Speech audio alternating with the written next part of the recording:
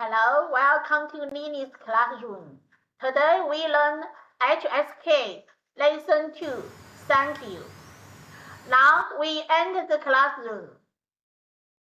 谢谢你 Thank you. 谢谢不谢 mean Thank you. Sure. 谢谢 mean thanks. 不 mean no, not.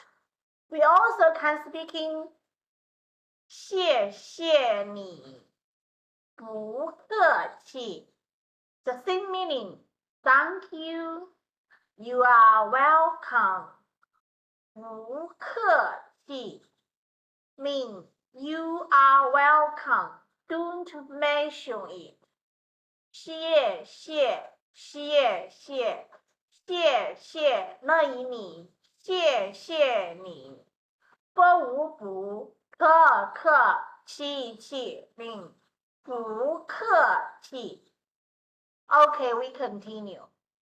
See, goodbye, bye mean 再见 They are the same meaning. Goodbye. 再见 mean to see you around. Oh dear friend, you have learned all today I teaching you. Now we can speaking more and more practicing. I believe you can more better than me.